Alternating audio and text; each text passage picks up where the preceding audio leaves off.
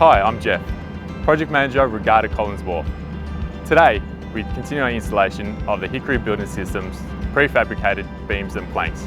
This innovative design mitigated a number of health and safety risks to what eventually will be the continuation of Collins Street, with the main focus being working directly above the open waterways. Working closely with the Rubberberg Group, the team precisely engineered these precast elements to span across the remediated timber piles and form the base for the future roadway. This required precise coordination to ensure all timber pile starter bars were perfectly sleeved in the HBS elements.